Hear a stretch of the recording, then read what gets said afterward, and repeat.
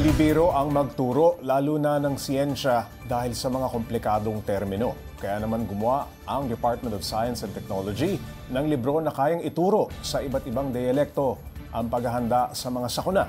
Para bigyan ng mukha ang balita, Mobile Journal Merymon Reyes. Tagalog, Kapampangan, Cebuano, Hiligaynon at sa taong ito ay Ilocano at Bicolano. Ito ang mga lengguwaheng makikita at mababasa sa Disaster Narratives for Experiential Knowledge-Based Science Communication o ang DANAS Project na pinamumunuan ng Department of Science and Technology at Philippine Institute of Volcanology and Seismology. Naglalaman ito ng mga personal narratives ng mga lokal na mayroong karanasan pagdating sa lindol, tsunami at mga aktibidad ng bulkan sa mga rehiyon. Kaya ang mga technical at scientific terms sa natural disasters at paghahandang kinakailangan madali nang maintindihan dahil nakasalin sa lengguwahe ng mga lokal, kasama ang mga visual aids sa source books. Hindi lahat ng pagkakataon alam ng mga tao yung tawag, yung tamang termino. Pero natin-describe nila yung nangyari sa kanila. Like, nakita nila sumirit at bumulwak yung putik.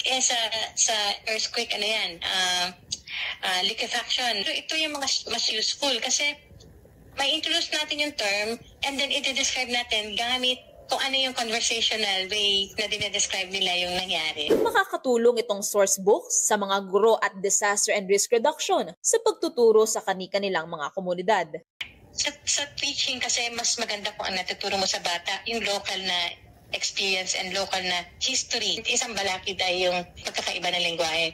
Pero kung magkakaroon tayo ng pamamaraan para maging inclusive, lahat ng tao ay kasama na makaka-access ng information na makakatulong sa paghahanda. Tuloy-tuloy na rin ang printing at rollout ng DANAS source book sa bansa at maaari rin itong ma-access online. Tinitignan na rin ng DOST PHIVOLCS ang posibilidad ng paglawak pa ng mga lengguwaheng gagamitin para sa mga susunod na source books na ilulunsad. Nang sa gayon ay bawat sulok na ng Pilipinas ay mas magiging maalam sa calamities at disasters at magiging handa.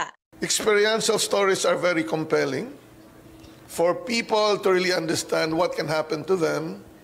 And if we add on the lessons learned, what they need to do so that they can also be saved. Hindi raw dapat maging hadlang ang lengguwahe pagdating sa pagkatuto, lalo pat tumatayong guro ang leksyon ng kasaysayan at mga karanasang nakapaloob dito. Mobile Journalist Merymon Reyes po, hatid ang mukha ng balita.